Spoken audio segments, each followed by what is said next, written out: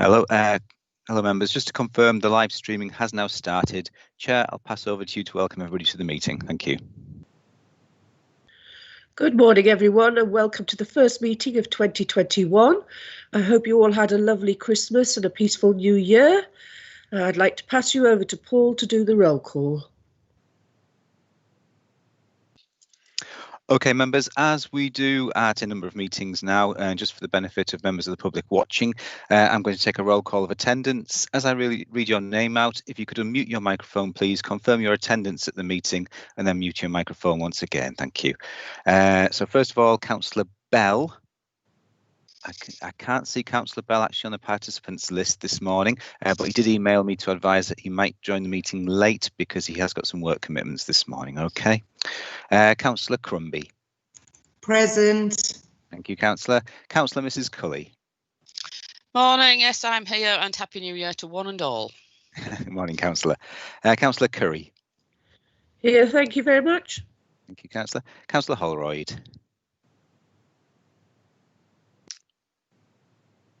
Yes, I'm here, and Happy New Year to everyone too. Morning, Councillor. Councillor Lang. I'm present, thanks. Thank you, Councillor. Councillor Layton. Good morning, yes, present, thank you. Councillor Michael Nicholson. Yeah, I'm present, thank you very much. I've received apologies from Councillor Preston. Councillor Renton. Present. Thank you. And Councillor Andy Scott. Yes, present. Thank you, Councillor. Chair, just for your information, I understand that Councillor Mills is in attendance at another meeting at the moment, but does hope to join us during the meeting.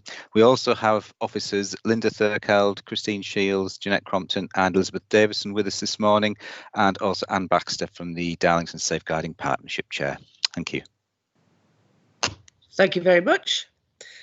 We start the meeting. Is there any declarations of interest? No declarations of interest. Can I have somebody to propose and second the approval of the minutes of the Scrutiny Committee held on the 27th of October?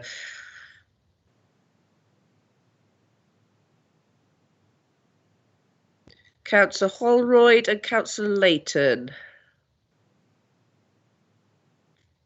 Do we all agree?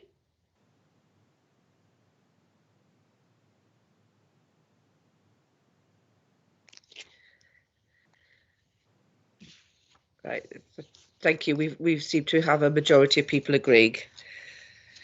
The next item is the COVID response verbal update from the Assistant Director of Commissioning, Performance and Transformation. Morning, Chair. Morning, members. I hope everybody's well and Happy New Year. I'm just going to give you some data which was accurate as of yesterday, and this is from the 28th of September this year. Last year. The number of staff in care homes who've tested positive for COVID is currently standing at 219, and the number of residents who've tested positive for COVID is at 213. In terms of domiciliary care, 45 staff have tested positive and 18 service users have tested positive. We're currently having outbreaks across 10 of our care homes, and the outbreak control team are working closely with managers of those homes to make sure that they are under control. In terms of COVID vaccination for care homes, vaccines have been distributed for the larger care homes, that is those who have 50 beds or more, by the South Tees Foundation Trust. And since that programme began, 217 care home staff have received their first vaccination, and 36 of those staff have received their second vaccination, and that's across 31 of our care homes. So in terms of the remaining care homes and importantly the residents of the care homes, the primary care network have mobilised 3 teams that will be going out to those homes over the next week or so to ensure that the vaccines are distributed to all remaining staff and residents. We're expecting the vaccine to arrive early this year, and they're thinking it'll be here before the 11th or 12th of January, hopefully sooner. So that programme will initiate as soon as the vaccine arrives within the borough. And that was the key headlines that I wanted to tray today. If there's any questions, I'm happy to take them. Any questions?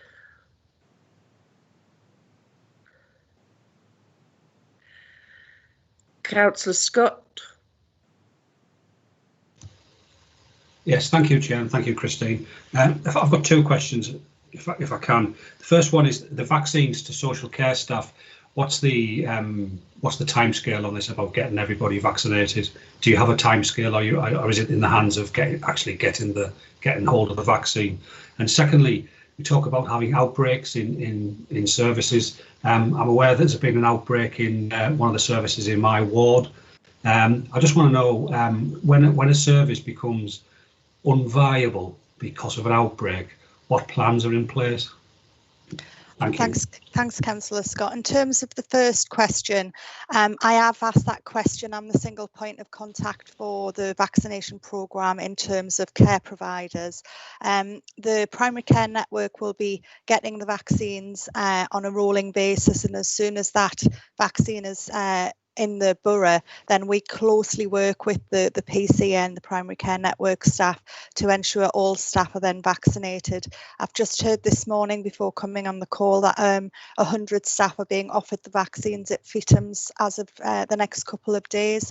So what we're doing is just making sure the coordinating team at the PCN are given all of the relevant details so that they can then roll that out across care staff, and that will include social worker and our in-house providers of face-to-face care. In terms of outbreaks, this is managed via our public health colleagues who oversee the outbreak control team. They work closely with infection control staff and with the care home staff themselves, so they try as best they can to pinpoint the source of the outbreak, and they contain it. So I can give assurance that all of these outbreaks and all of the homes are currently being well managed and robustly managed, and they're being contained within the homes. So they are ensuring that care home staff only work in certain areas of the home, and they adhere to all the infection prevention protocols. Thank you.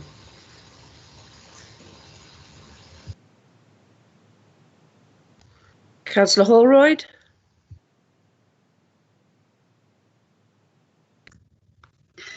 Thank you very much. You've mentioned the numbers of staff who have tested positive. I'm assuming that is since the start of the outbreak, not that we have 200. I wasn't sure if it's 290 or 219 that are off sick at the moment. And what the impact was on staffing of homes and whether it's adequate still. And are we seeing any increased mortality as a result of this new variant? So the 219 figure that I gave is a cumulative figure from the 28th of September. So that's not at this present moment in time. We have a total of 219 staff. We monitor the staffing levels very carefully through our ring-arounds to homes, and at the moment the staffing levels are safe and appropriate. The care homes have all got their own business continuity plans in place and are able to make sure they have adequate staffing levels. In fact, we've noticed that the staffing absence is being quite manageable throughout this pandemic, and that's to the to the positive. That's very positive, and in the way that the homes and the providers have managed that. Thank you. And may I ask a follow-up question? That was mentioned in the previous notes that there was a care home that had closed. Have all residents now been moved from that home, and what are the implications of that as far as COVID, safeguarding, and obviously the residents and their relatives themselves? Yeah. The home that we talked about was actually a learning disability, a home for people with learning disabilities rather than an older person's care home. And it wasn't a home that we commissioned directly ourselves. We didn't have any residents from Darlington placed in that home. But obviously there were only a small number of residents in that particular provider. And the host authorities, the local authorities who had people placed there, have arranged for them to be moved to appropriate alternative homes. so that work has already completed now. Okay, thank you. Councillor Renton, I've seen your hand go up twice and go back down again. Is there any questions you want to ask? No, it's okay. Thank you. Okay. The question I want to know, ask is the proposed delay of the second vaccine that has been suggested by government and other bodies. Could you tell me what impact that will have on the care homes, or are we just going to plug ahead and try and get them done as soon as possible? I'm not an expert in that field, unfortunately, but my understanding is that the clinicians who are delivering this vaccine are just working as best they can to roll it out to as many of the staff as quickly as possible, and we're supporting the coordination of that locally. Thank you. No further. Councillor Holroyd has a follow-up question. Sorry, me again. It was mentioned that there was infection control funding coming from government in the last notes, but it hadn't arrived yet. I was just wanting to verify that that was adequate for, infection control in care homes, domiciliary and independent supported living environments. Yes, so we received the second tranche of the infection control funding before Christmas, and that was allocated out to all of the relevant providers. We again tried to make that not only focused on care home providers and domiciliary and independent supported living providers, but we also tried to ensure that other providers, for example, direct payment, personal assistance were supported in that, day opportunities were supported, and other voluntary and third sector providers were supported with that funding, bearing in mind that they are all delivering differing versions of care, face-to-face care, and we're really aware that carers need respite in terms of daycare, and we wanted to support that through that funding as well.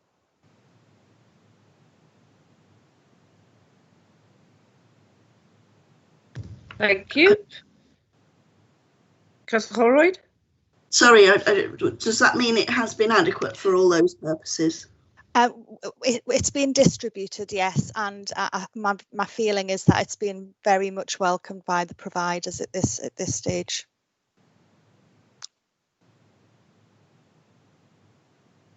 Okay, no further questions. Thank you, Christine. Thanks, Chair. Move to item 5, which is the medium-term financial plan. Thank you, Chair. If I could take this one. Hopefully members were able to come to my presentation pre-Christmas on the medium-term financial plan. But if you were there, you'll recall that I promised to come to each individual scrutiny committee in case there were specific questions in relation to that scrutiny committee. So, yeah, I'm just here today to answer any questions with regard to any aspects relating to adults. And obviously I've got colleagues who will probably be able to help better in some areas as well. So it's over to questions, Chair. Thank you. Any questions?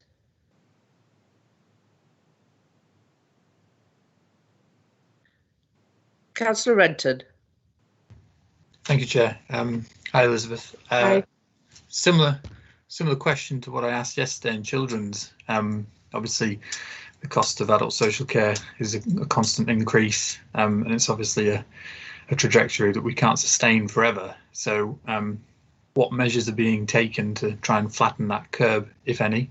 Obviously, we had some positive news in children's yesterday. I was wondering if there was anything similar happening in the adults world. Yeah, absolutely. I'm sure Linda would be able to come in as well, but just precursor. With regard to adults, actually, we've been going on a pretty much numbers downward trend.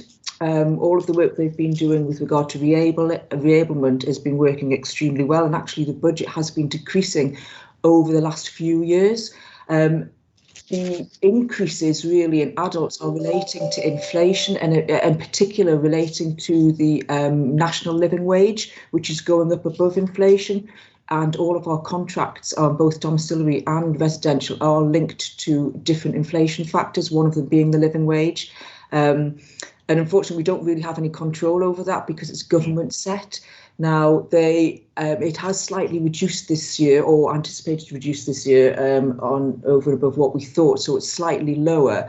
But actually, with regard to demand, the teams have been doing really well and putting that on a downward trajectory, especially with regard to older people. You will see there is a pressure has come through with regard to learning disabilities this year. And I think, as I noted in the MTFP, this isn't about volume. It's just because one or two clients can be extremely costly cases. And we'll keep an eye on that. But I think it is fair to say that there has been a downward trajectory over the years, and it's not the same as children's, which just seem to be going up year on year.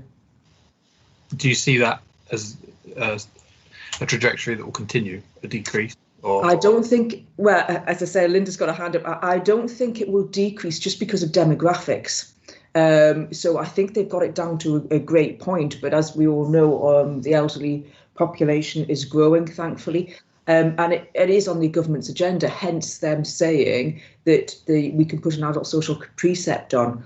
Now, whether you agree with that or not, that's the government's way of funding adult social care at the moment. And I know there's been a green paper in central government, but of course we've had Brexit and COVID, so I think that's maybe been delayed, but hopefully that will come through soon, and we may see a different way of funding social care in the future. Thank you. Chair, I see Linda's hand up. She may be able to add something to that. Yes, does Linda want to come in and add to that?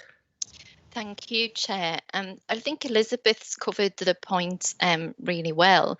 I think in terms of adult social care, it's to echo those points. The investment we've made over recent years in our reablement service and in the strength-based approach and the training of staff in implementing the strength-based model has helped produce that reduction in terms of adult social care spend. So we are focused on that maximising of independence, and certainly the investment we made at the front door to manage demand and making sure people get the right response first time are some of the actions that have helped produce that reduction in spend. And absolutely, population is growing and demographics does remain a potential pressure for us. In relation to the point made by Elizabeth around the pressures in learning disability, some of those cases are costly, but the learning disability team work very closely with those individuals to look at every opportunity to maximise those people's independence, and that can take a longer time by the nature of the needs of those individuals. Thank you. Thank you. Okay, Councillor Holroyd. Thank you very much. Just to check that it mentions in paragraph 9, as far as growing demand, it's mentioned that there's a 2.5 million per annum investment fund set aside. I presume this is the Futures Fund, and I just wanted to check whether that's the case and whether any of it is allocated to adult social care or not. I presume if it is the Futures Fund, then none of it does go to adult social care. And also paragraph 10, it's mentioned 6.5 million in growing Darlington's economy. Just wanting to question the priorities there, because if you look at research from elsewhere, you find that if you invest in residents, often the economy follows. If people are, have enough services and the services that they need, and therefore the money they're able to spend, then the economy improves. Whereas if we invest in the economy, the people's lives don't necessarily improve, and therefore the economy suffers as a result. It would seem to me better to invest in improving adult social care and giving people a better quality of life first, rather than investing in business growth. Chair, if I could just take that one. Just to be clear on those paragraphs, that was the amount of discretionary spend left. Adult social care is statutory spend. So a vast amount goes into social care. About 70% of our budget actually goes into social care. This was just referring to the amount of money that was left after all statutory services and core offer services were funded, and that £2.5 million was then it was used for discretionary services, which included things like the Dolphin Centre, school crossing patrols, economic growth team. So apologies if that wasn't clear, Councillor Holroyd. This was the amount left that was then allocated out.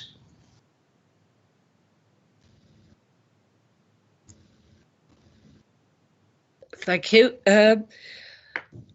I have only got one question. Is there likely to be any more additional funding because of the COVID situation coming from government that will help balance our books a bit better? Have you heard anything, or do you think that there is some talks going on that we haven't heard about? Well, after the news last night, who knows?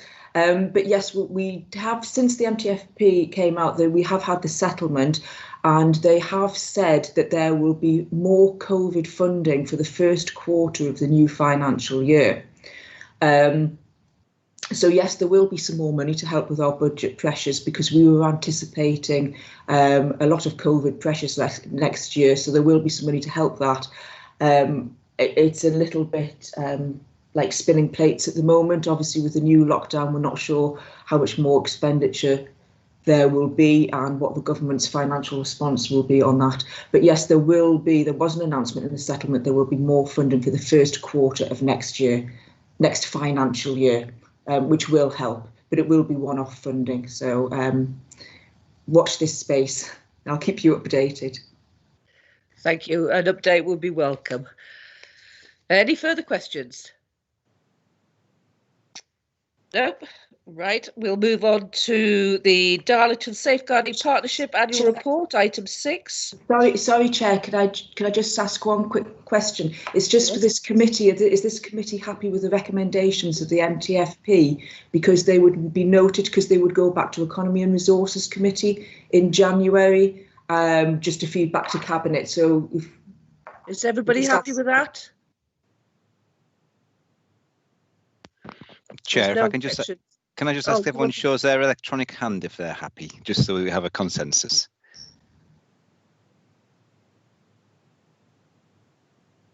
That looks unanimous. Thank you, Chair. Thank you, Chair, and I'll leave the meeting now if that's okay. Thank you very much, Elizabeth. Thanks now, bye-bye. Right, item 6, Darlington Safeguarding Partnership Annual Report, a report of the Acting Director of Children and Adult Services. Good morning, Chair. I've come along this morning to present the report. My name's Anne Baxter. I'm your independent chair and scrutineer of the Safeguarding Partnership arrangements here in Darlington. My role this morning is to present to you the annual report of the Safeguarding Partnership, which covers safeguarding issues across both children and adults. So apologies to those elected members who are also on the Children's Committee. Sorry to have to repeat some of the issues that we highlighted there. By the nature of annual reports, they are always historical. And after the year we've just been through, this report does seem particularly historical because it covers the timescale April 2019 to March 20. So it ends just as COVID was having an impact. But it is a statutory requirement that we do produce these annual reports and that we present them to elected members. This is the first report of the new arrangements in Darlington that brought together safeguarding for both children and adults into a single structure and governance arrangements. So I would be interested if any members have any comments on the format of the report. And my aim in putting it together was to balance useful information and accessible information without overwhelming readers with pages and pages of data that actually, being honest, very few of us can either have the time to read. The report is set out in 7 sections. It sets out the governance and the structure arrangements and highlights that the the statutory requirement for safeguarding in children's services particularly is now an equal partnership between the local council, health colleagues and the police. Because of those statutory changes, we were able to make the changes here in Darlington, and the current statutory requirement is that the local council takes the lead on safeguarding arrangements for adults. The role of the partnership across all the agencies is to be assured that multi-agency safeguard arrangements are in place, that we have policies and practices that keep our population safe. We do this in a number of ways within the structure of a multi-agency partnership like this. So we have a wealth of performance data where we look at what's happening here in Darlington and compare that to similar areas across the country. We do throughout the year a range of audits, particularly focusing on multi-agency audits and seeing how organisations are working together. And we do specific pieces of work, thematic audits or quality assurance activity, where we ask organisations to report back to the partnership to tell us what they're doing, or we do specific pieces of work, for example, the impact of mental health across families.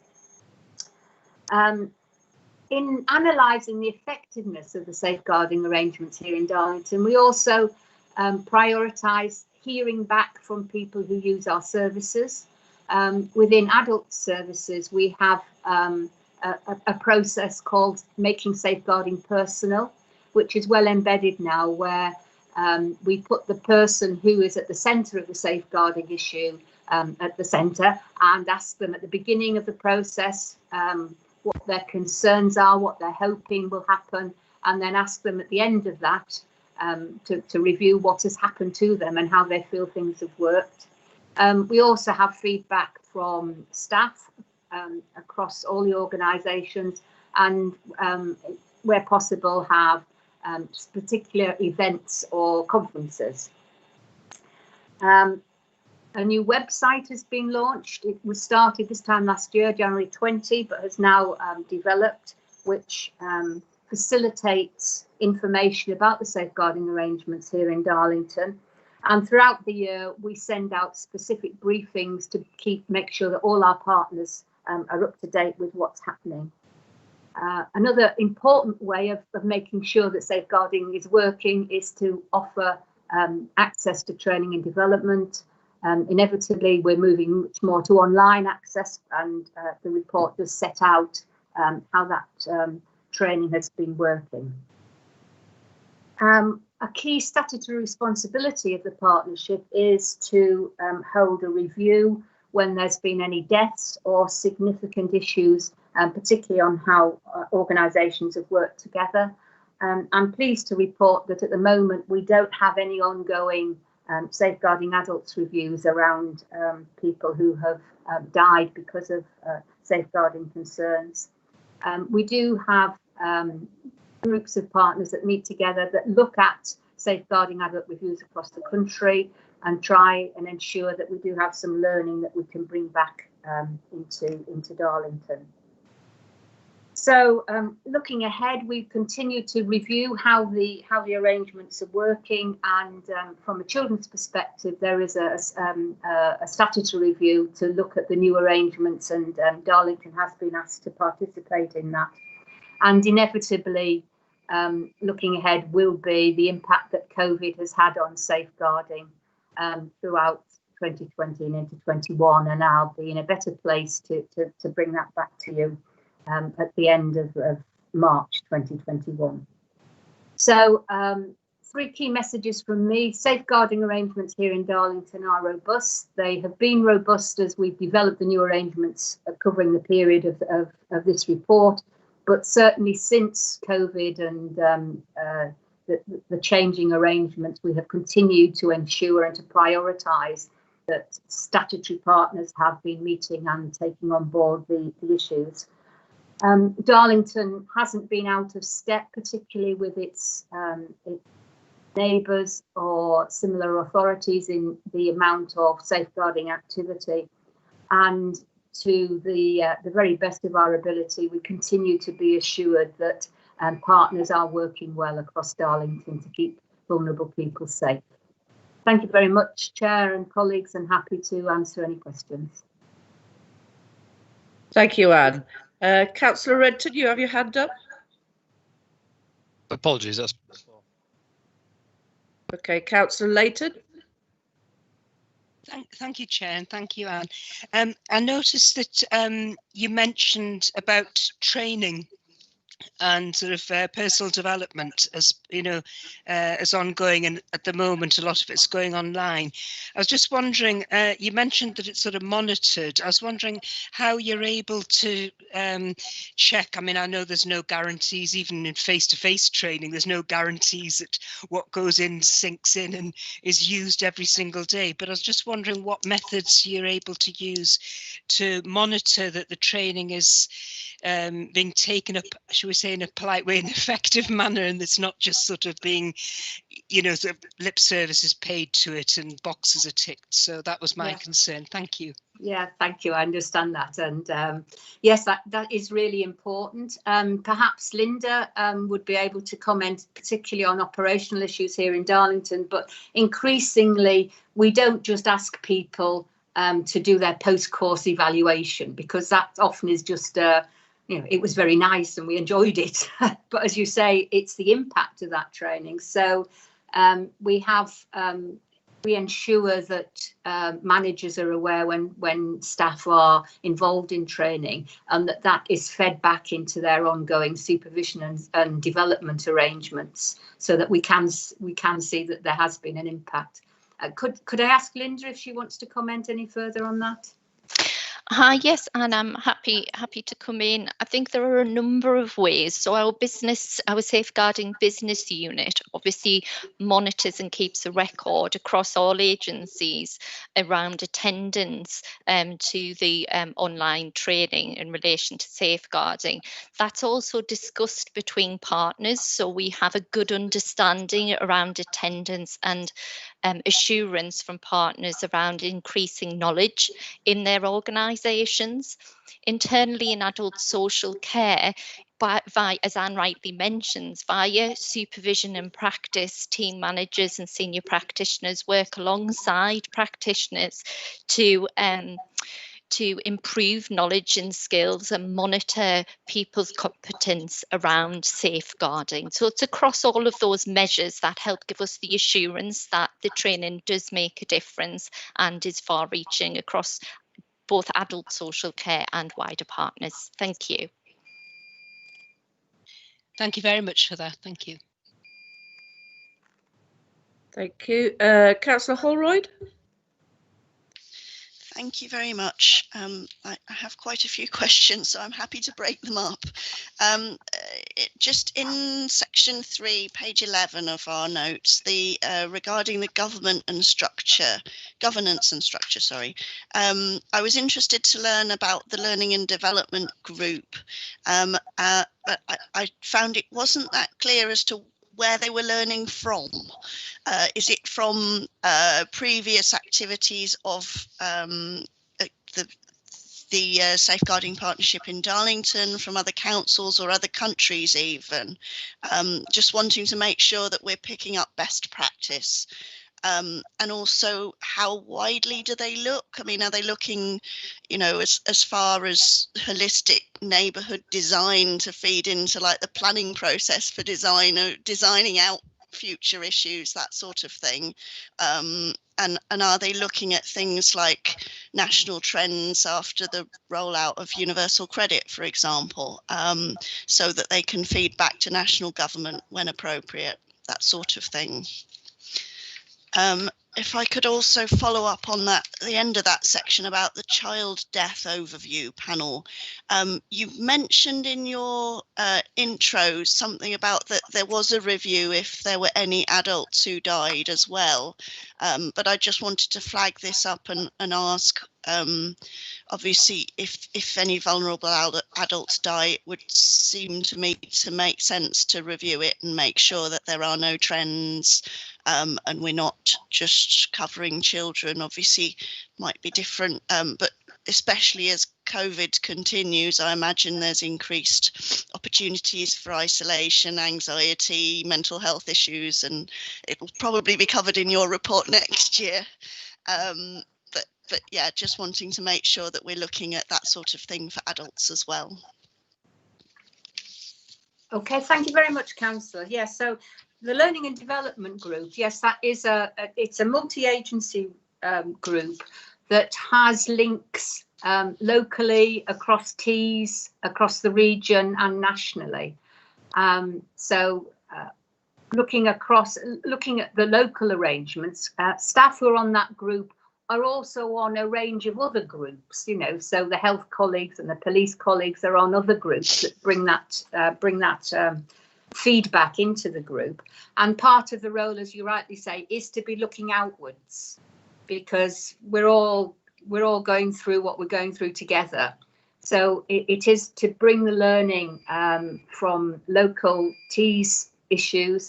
There are regional links. Our business manager feeds into a regional group of safeguarding business managers where they share current issues and what's been happening and feedback, policy and practice changes. And part of my role as your independent chair is to make sure that we have those national links. So there is a national group of safeguarding chairs, which I'm involved with, and I bring those issues back. So sometimes it is a balance of not overwhelming people, because if you can imagine the changes that are happening throughout the country, it's about highlighting what is really important and going back to the previous issue about what's the impact of what's happening. So part of my role, the business manager's role and colleagues' role, is to look both inwards and outwards, and then to say, well, what difference will that make in Darlington? The adult reviews, yes, we have a statutory responsibility, not just for children, but for adults. So if there's any death or in fact a serious incident that has a multi-agency dimension, we would hold a statutory review. And as part of our national network, we feed all of the safeguarding adults reviews into a national overview. And in fact, we're currently working on a piece of work that's going to pull out all those national learnings from the safeguarding adults reviews that have taken place across the country. One of the highlights from those will be that the most vulnerable people across the country who have died because of safeguarding arrangements have been those people in their midlives, generally people in their 30s and 40s, who've got a range of challenging behaviours. They're vulnerable, they've got drink or drugs or mental health or homelessness, or in fact all of those things. And when we look at where there has been safeguarding deaths on reviews, the majority of those nationally have been those people who really have a range of struggles, I'm sad to say. So in response to that, yes, please be assured that we will do our very best to learn as widely as possible. And if there are issues here in Darlington, there will be a review. Thank you. May I ask one further question?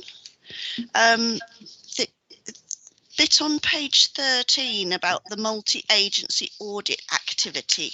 I have to say I read it and I didn't find it to be a ringing endorsement. It was saying that the practices are generally embedded and effective, and that the majority of partners acknowledge the importance. Now that rang alarm bells for me, and said there are some partners for whom it's not important, or weren't complying with the audit procedures, or didn't have statutory compliant processes, which was a little bit of a concern. So I just wanted to flag that, see if there was any further information you could give. and also the bit about child sexual abuse and children living with mental ill health. I can only imagine that will get worse this coming year with COVID, as I mentioned before. Yes, thank you, Councillor. Yes, being honest, those words are carefully chosen. And as you say, it would be good to be able to be more positive at times. But my role is to be honest, both in the report and with you. And there are things that we collectively as a partnership still could do better. And particularly when organisations that have perhaps a wide span of responsibilities, it's sometimes not as easy to focus in on safeguarding as it is for those services that focus particularly on safeguarding. So it is about raising awareness of safeguarding, and ensuring that when we do an audit where there are issues and we identify them, that we do go back, that feeds into our priorities for next year, for training, for future audits. So when there are issues, whether they're around particular individual practice or organisational culture, that we would look to ensure that we can see some progress. And in fact, that's why we're here, to try and make things better. So generally things do work really well. And I think one of the potential positives of the whole COVID experience and working virtually is that communication across organisations has really improved, that people are using this quick virtual, let's have a meeting quickly opportunity rather than trying to get people physically together in a room. So there are some real spin-offs of people and organisations working well together, but we continue to try and make things better.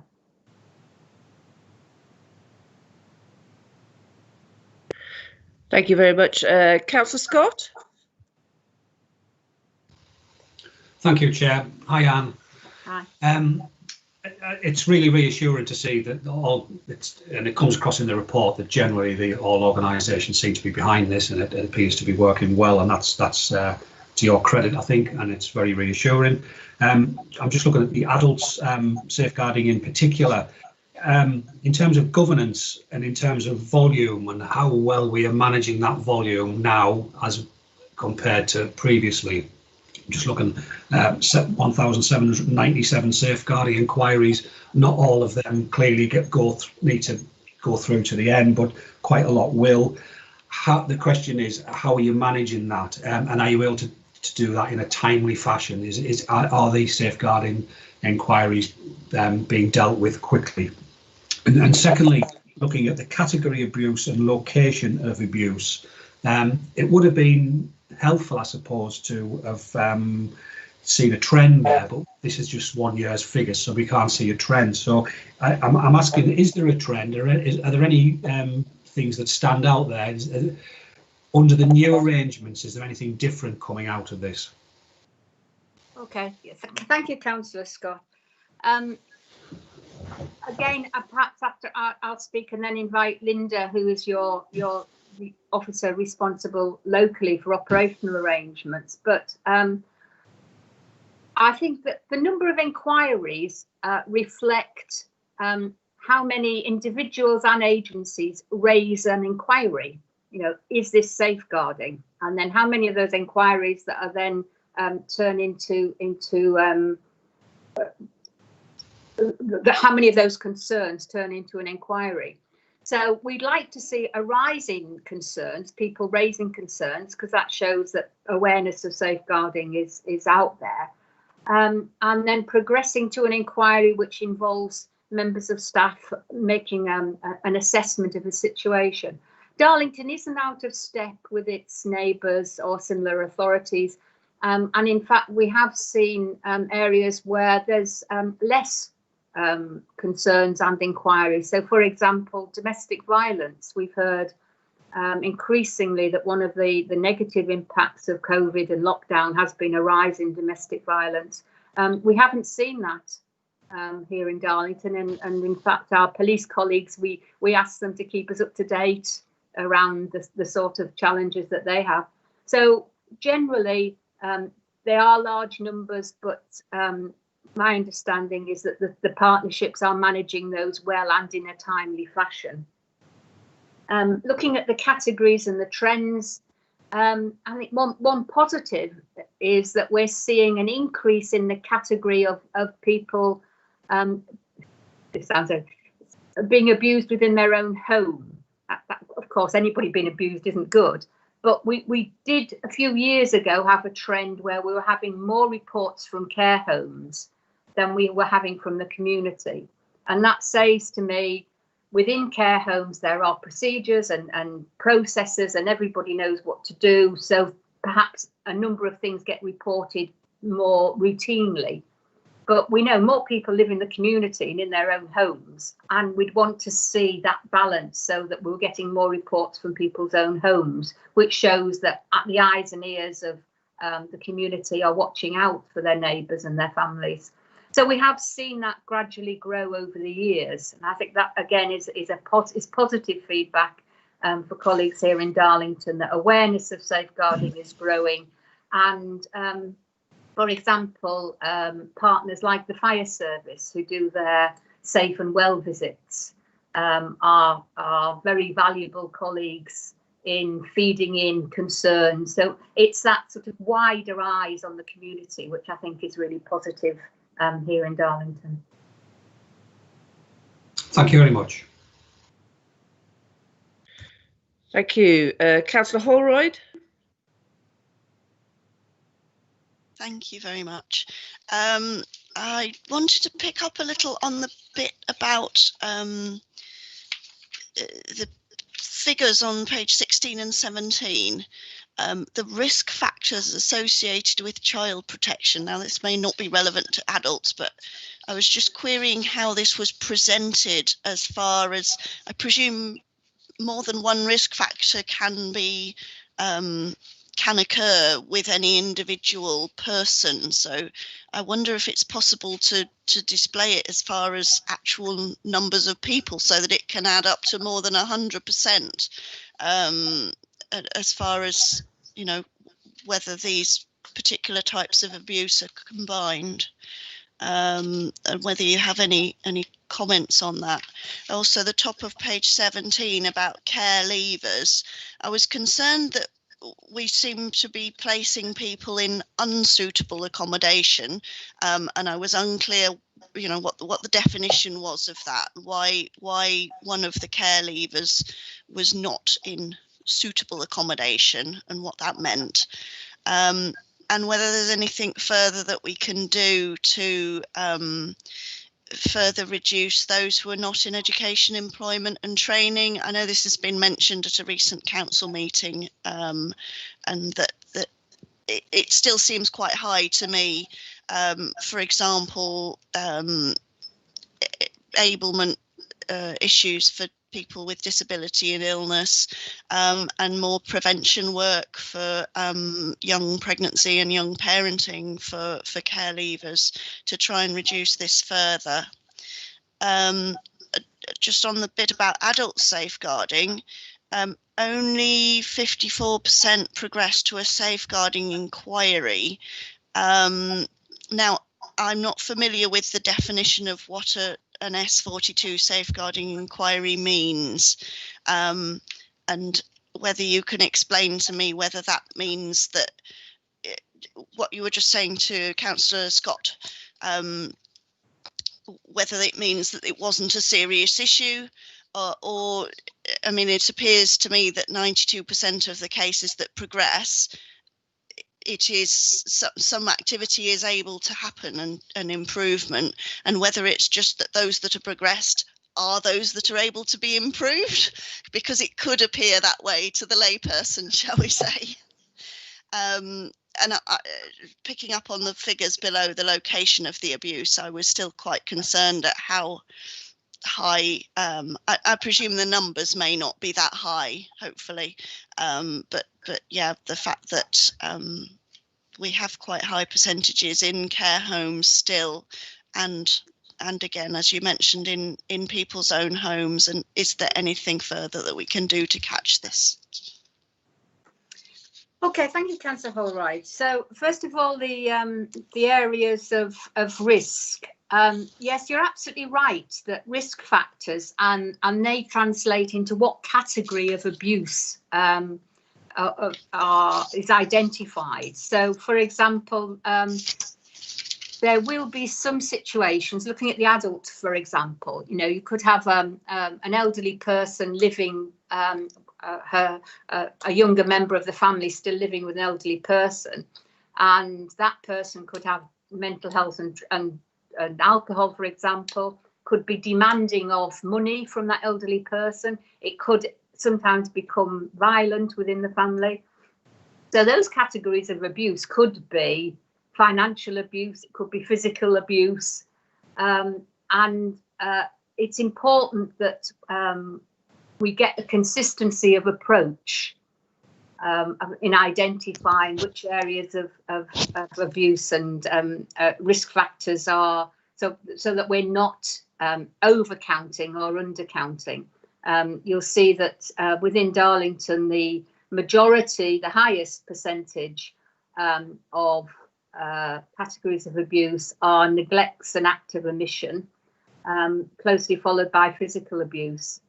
So that is an area that we keep a close eye on, because we do want to ensure that there's a consistency of approach, and that's an equal priority for both adults and children. And you said to give the actual numbers. Yeah, I'd be interested what you feel, really. Are percentages more useful, or do you need the numbers of people? Perhaps in next year's report we could do both. That would perhaps give a better perspective. So certainly I'll take that away. Looking at the care leaver issue, yes, I would say that looking at across the country, the position in Darlington is generally positive. 56 out of 57 care leavers in suitable accommodation. These are adults. They can make their own decisions. Sometimes they do move and disappear and refuse to have any contact with officers back in the local authority. Officers try their very best to keep in touch and to ensure that those who are not in education, employment or training, but I think 100% of either in suitable accommodation or in who are not neat, that there isn't an authority in the country who can make that. So Darlington generally is doing really well, but we'll continue to follow up every care leaver that they can.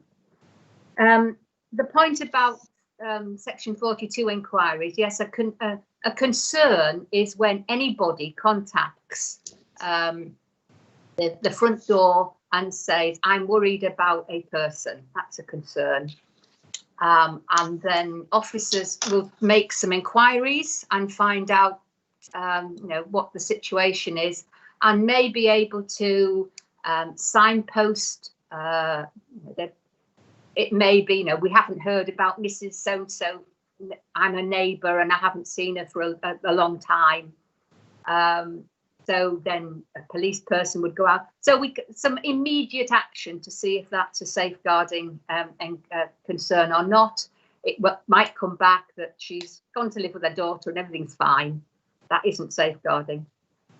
So initial activity looks at those concerns. It turns into an inquiry, which is a formal Section 42 inquiry, when there is an assessment. So it is good that most of those assessments do show that there are issues. So that shows that transfer from a general concern into inquiries are working. And just to reassure you, yes, so it isn't just those that we know we can help. It is where there are real safeguarding issues. And I think your final point was about, again, where abuse is taking place. Yeah, again, this is an ongoing challenge. For example, looking at Darlington, 42% in own home, 5% in the community. So that's very nearly 50% compared to care homes, residentials, where the processes are, for example, medicine neglect or an act of omission. So there may be a problem in prescribing medication within a care home. That could then impact on a number of residents in that care home. So the number of safeguarding inquiries then is more than one. So increasingly that makes that a bigger issue than dealing with an individual in the community. So I'm saying it's perhaps easier to see bigger numbers in care homes and organisations because that's where the processes are. But we want to see a balance of location of abuse within own homes and community where there aren't those safeguarding protective factors of staff and processes that are keeping a daily look at them. So generally, the position in Darlington is positive, but when I bring the report back to you next year, hopefully we can see the trends of where those locations of abuse and increasingly see feedback from people's own homes and in the community. I hope I've answered what you wanted there. Thank you. Yes, I just wanted to say in response to your question, I would find it helpful to see what sort of numbers we're dealing with, and also to show whether it doesn't always add up to 100%, because obviously if people are in two settings, for example, somebody who you know, might be abused in their home and in a community setting, for example, or yeah, somebody who experiences two different types of abuse, it allows you to see the overlap as well. Thank you for that. I'll certainly I'll take that back and we'll tweak it for the report next year. Thank you. Okay, thank you very much. I have one area of concern that I have is very frail adults and people with dementia going into hospital and then into care homes and then back to loved ones. I have heard some awful stories on a Facebook group I belong to of the neglect of feeding. A lot of elderly and people with dementia, when they go into hospital, don't eat. The stress stops them from eating. They lose a lot of weight and it does shorten their lifespan.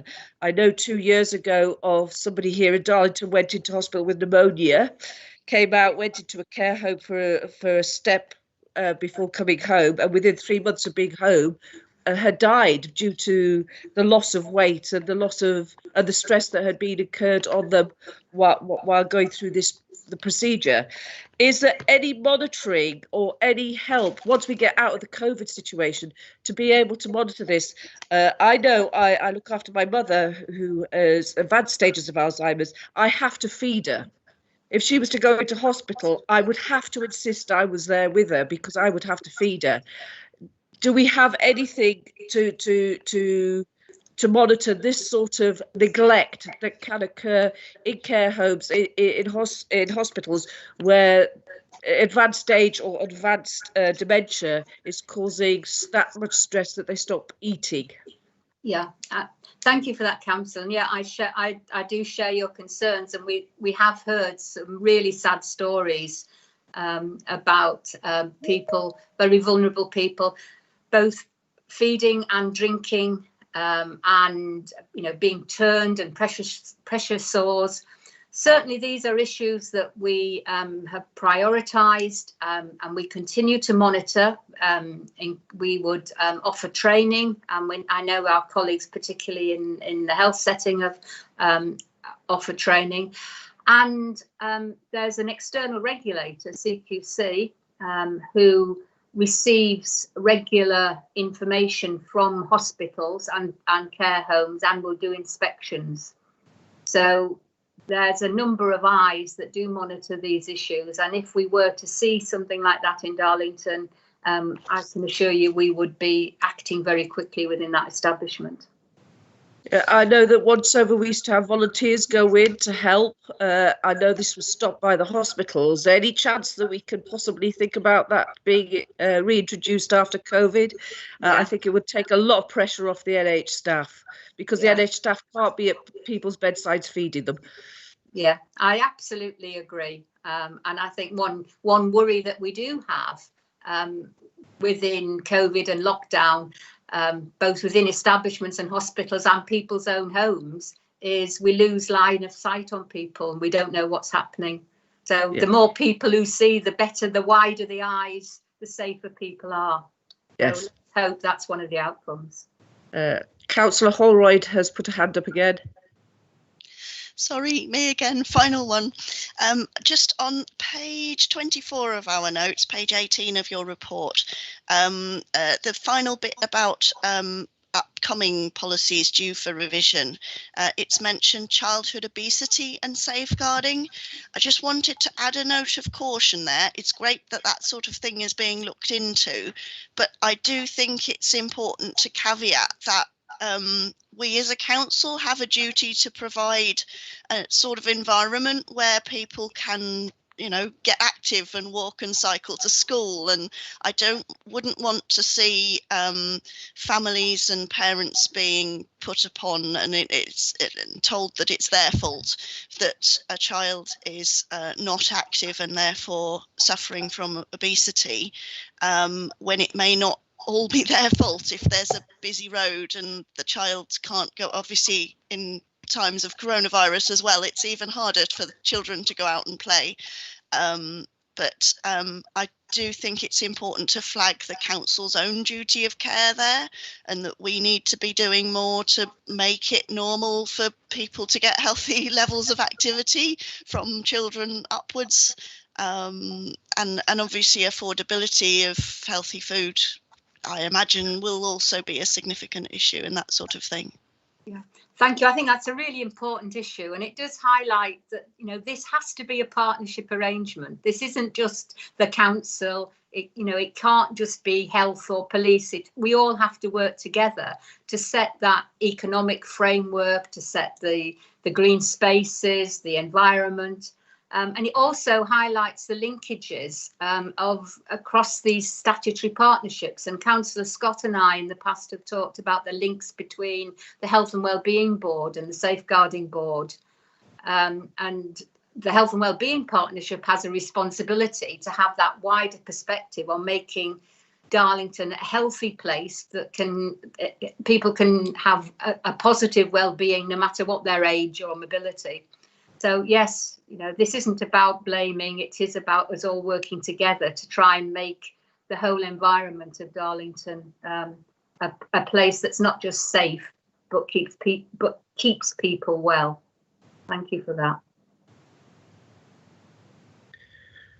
Okay, if there's no more questions, thank you very much, Anne. That was a very useful piece of work, and I think we've all got a lot from it. Thank you very much, everyone. Lovely to see you. Keep well. Okay. Thank you. Bye-bye. Item 7, performance indicators for Q2, report from the Acting Assistant Director of Adult Services. Thank you, Chair. So the performance report highlights 12 indicators.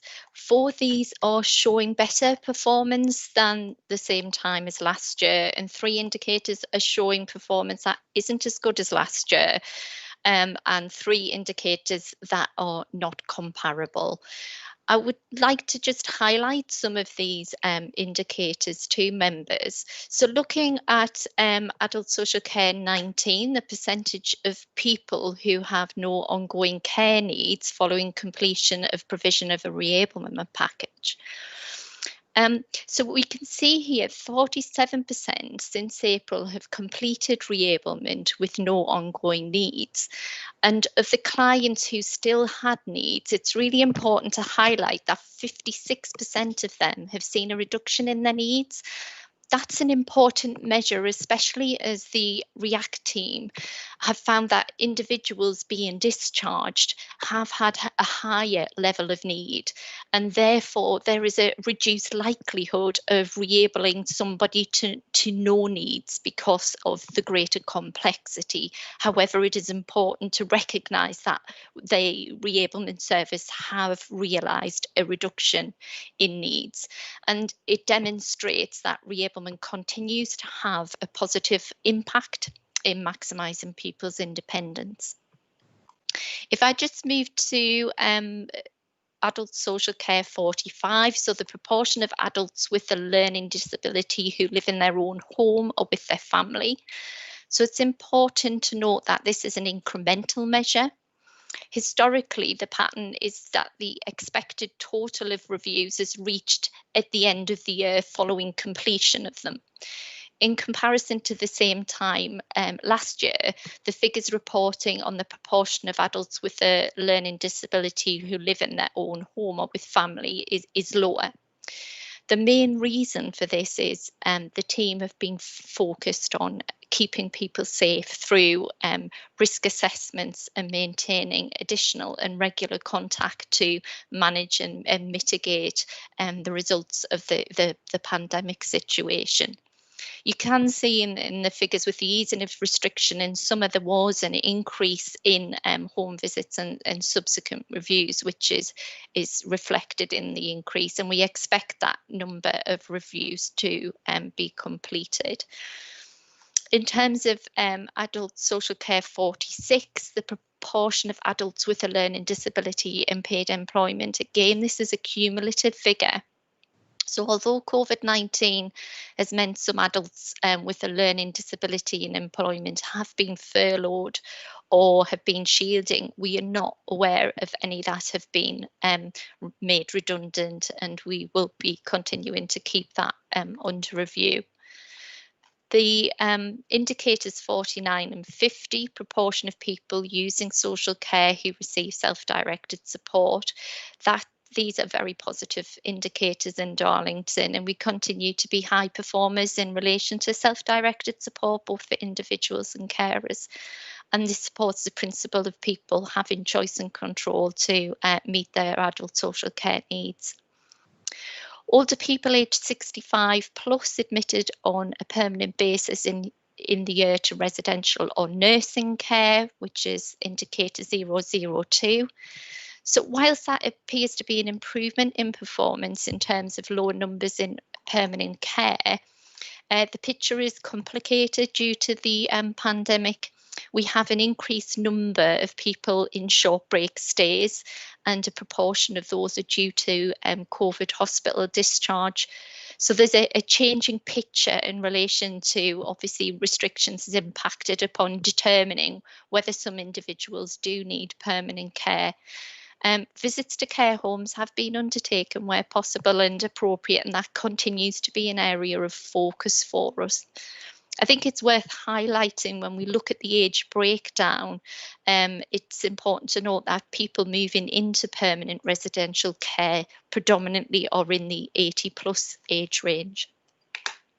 In terms of indicators 208 and 209, so the number of safeguarding concerns started year to date, there have been 502 safeguarding contacts received up until the end of September 2020.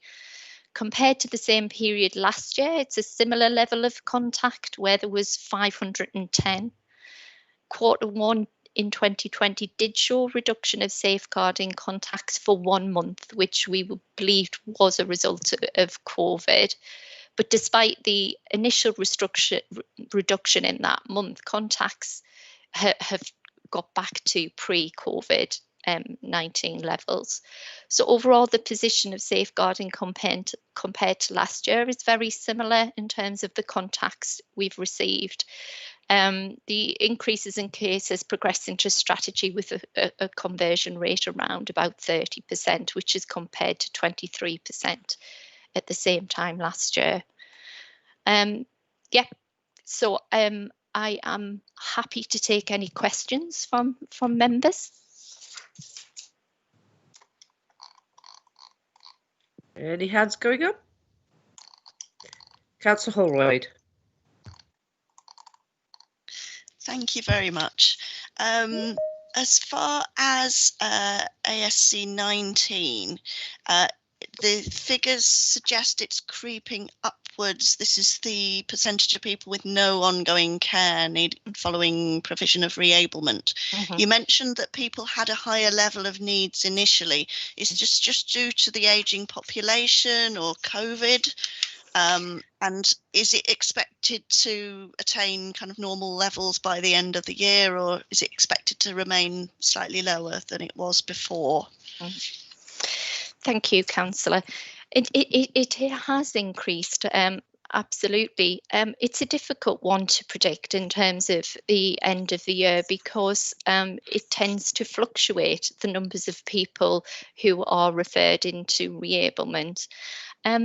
In terms of complexity, the reablement team do feel 50 people in short stay breaks due to hospital discharge seems quite high. Is that turning over constantly, or have they been in a short stay break for, months? Well, people go into short break stays for a variety of reasons, and some people do stay in short break stays for periods of time, and that can be months, and that can be related to complex safeguarding or court of protection applications, so they take time to work through the court. But in relation to people who are placed in short break stay following a discharge from hospital, that again is variable, Councillor, because it depends on the level of recovery and recuperation each individual person needs. We have been working really closely with care home managers and our commissioning colleagues to ensure that we visit people or we conduct assessments remotely, and working very closely with managers in care homes to achieve that. And I think it would be fair to say some of that has taken a little bit longer than it usually would if we were operating in normal circumstances. Thank you. Thank you. Could I just make a final follow-up comment? The page 43, it gives a regional breakdown and it compares us using 2018 to 19 figures. Is there any update on this? I was just wondering if 2019 to 20 figures should have been included.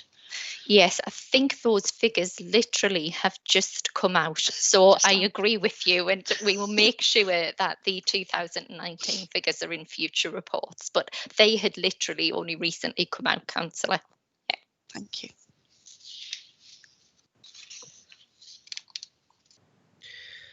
There is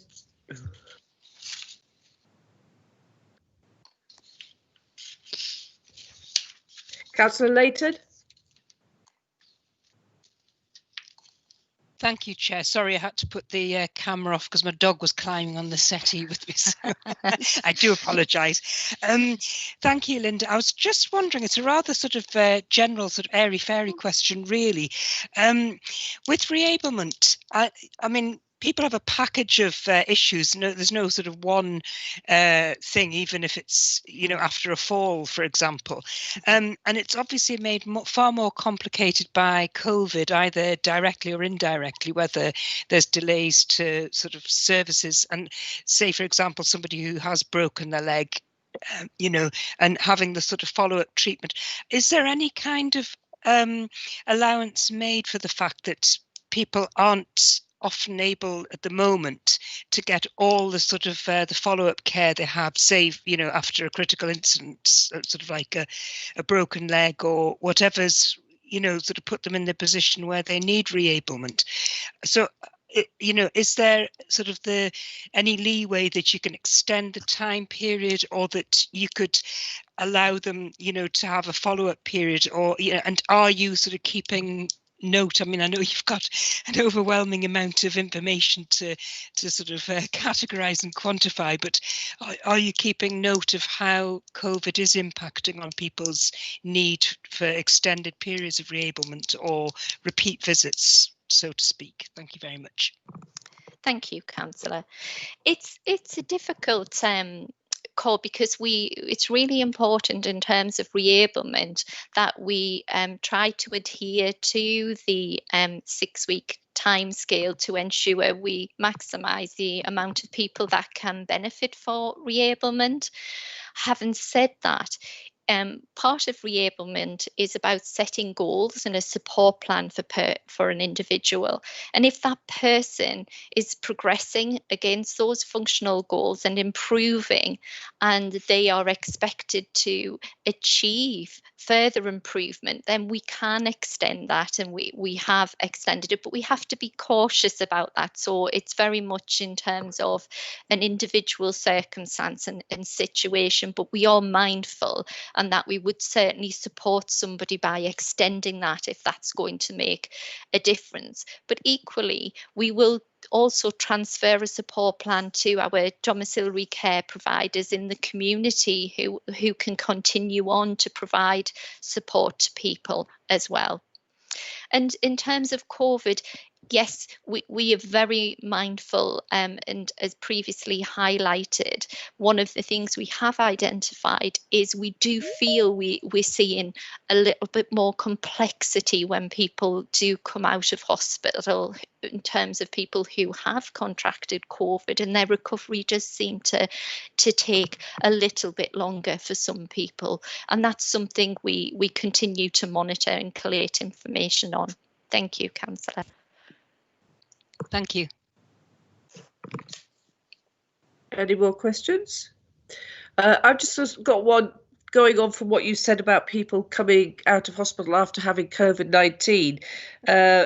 Have we got any definition or long-term situation with the condition of long COVID, which has now been recognised by clinicians? The long-term effects, I've heard some horrible stories of people losing the ability to walk, losing eyesight and things like that because of the effects of COVID. Do we know the sort of numbers that might be occurring in Darlington with this long COVID situation that need re-enablement? Thank you, Councillor. I don't have a specific definition. I'm not sure if there is one. My understanding of long COVID is that it can present itself in a variety of circumstances, and those are different for individuals, from extended periods of exhaustion to people finding it more difficult to recover from coughs, etc., and that can be quite elongated. But a specific singular definition I'm not aware of, and at the moment I don't have any numbers in relation to the numbers of people who have long COVID in Darlington. Maybe that's something primary care may be collating. That's something we could certainly ask about and see if any of those figures are held.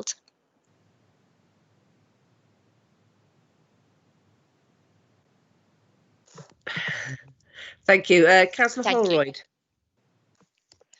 Thank you very much. Just following on from that, really, the impacts of coronavirus on the health and adult care settings.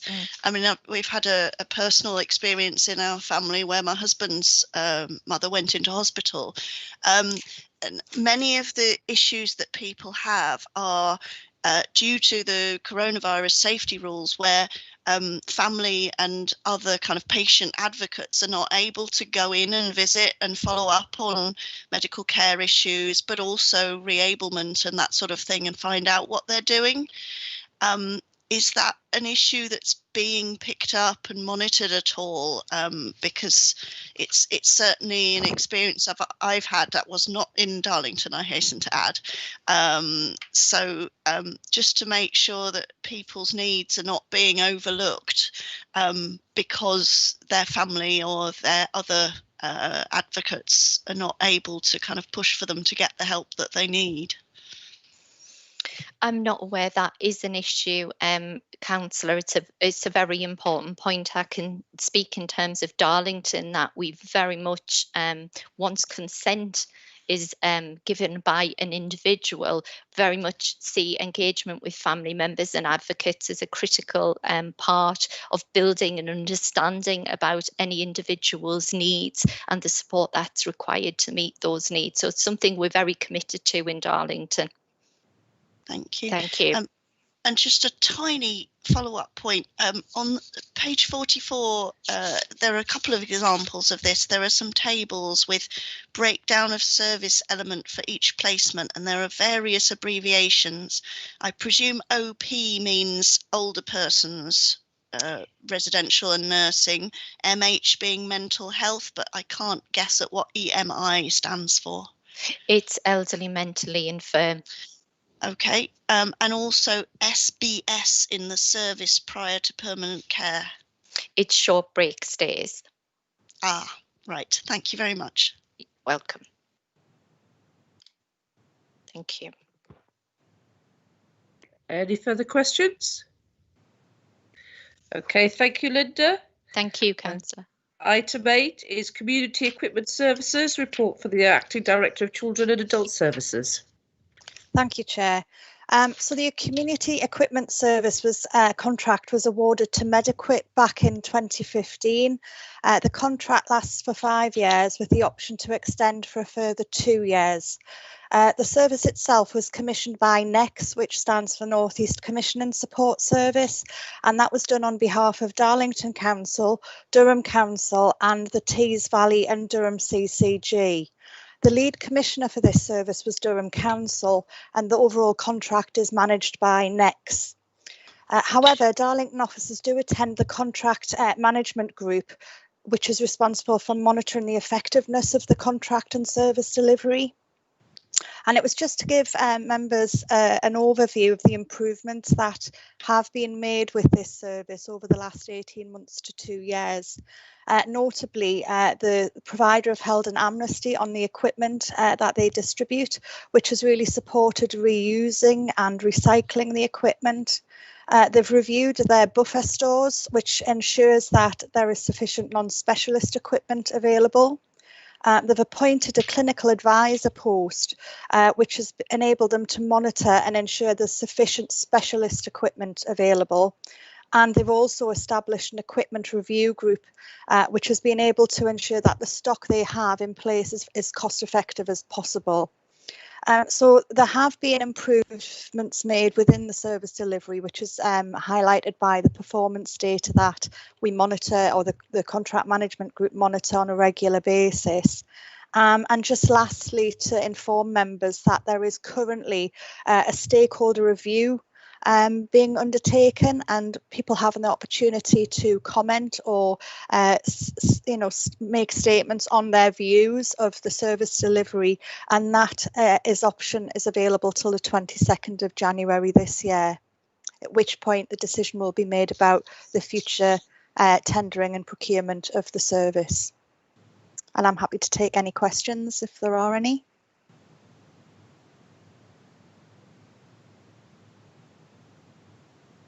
No questions? Okay, thank you, Christine. Everybody seems to accept the report. That's great, thank you, Chair. Okay, we now move on to the work programme, item 9. Any comments?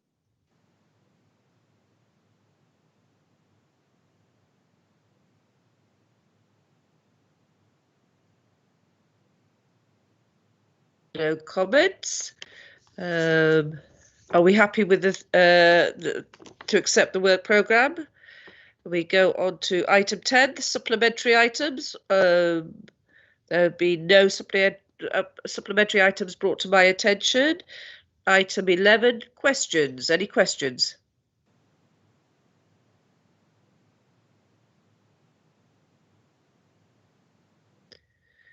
There's no questions. That concludes the meeting for today. Thank you very much for all attending. Hope you enjoy the rest of the week, and see you next time. Thank you very much. Chair. Thank you. Thank you. Thanks, Chair. Cheers, Bye.